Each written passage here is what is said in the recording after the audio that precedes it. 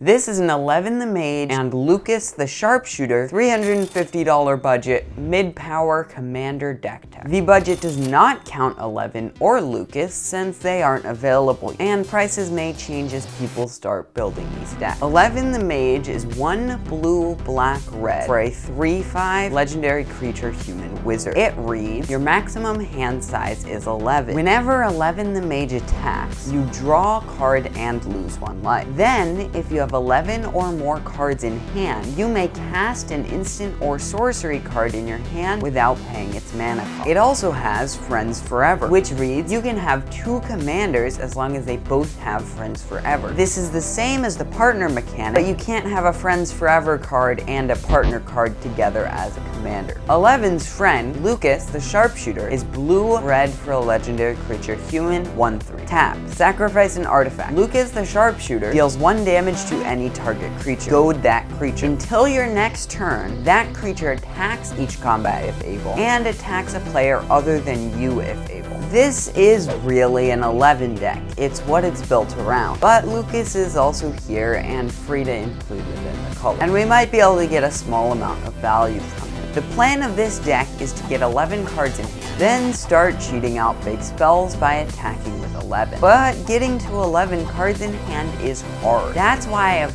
23 cards in my draw category, to make it as easy as possible to get to 11 cards. 11 will also draw me cards to make it easier, and I have 2 commanders I can be casting rather than casting things out of my hand. This deck has a large variety of draw spells. We have small and cheap cards such as Night's Whisper and Sign in Blood. We have bigger spells which we can cheat out such as Cruel Ultimatum, Seagate Restoration, and Recurring Insight, and we have a few cards in the middle, such as Siphon Mind and Fact or Fiction. An excellent complement to this strategy is extra combat phases. If I can use 11 to cheat out a spell which will give me an extra combat, I can then attack with 11 again and cheat out something else. I'm essentially getting a free extra combat. I can do this over and over again and get a lot of value. Cards like Relentless Assault, Seize the Day, and Savage Beating are great examples. But since we don't actually have to pay the mana cost for our spells, we can play extra turn spells as well, and the expensive ones work just as well. Cards like Nexus of Fate, Temporal Mastery, and Temporal Trespass are great examples. And by using our turns to attack with 11 and then take another turn, we're essentially getting another turn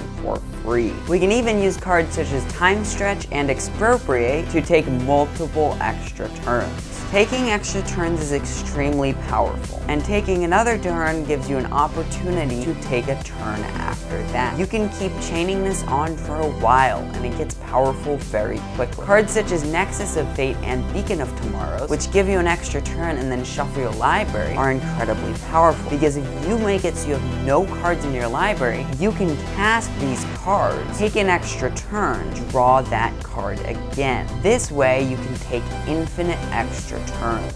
Like any deck, this deck needs ramp. That way we can get everything going faster. Thusian ramp is the best fit since it's worth skipping casting Lucas so we can get 11 out on turn 3. Again, Lucas just really isn't used much. Mostly here we just have Mana Rocks. We've got Soul Ring, several Signets, a Talisman, Thought Vessel, and a Stormkiln Artist to give us mana off casting spells. And we can sacrifice those artifacts to Lucas to get more value. Like any mid-power deck, this needs a robust removal package. In this case, it includes counterspells such as Arcane Denial, Counterspell, and Negate. Creature removal such as Feed the Swarm, Infernal Grasp, Terminate, and Reality Shift, and Chaos Warp to get rid of anything. Ingorok's Wake is a Wrath that we can cheat out too. I've got the other category for things that didn't fit into a category. This includes Lightning Greaves and Swiftfoot Boots, which can help protect and give 11 haste. Mystical Tutor will tutor an instant or sorcery to the top of our library. Then we can draw it from 11, and if we have enough cards in hand, cast it for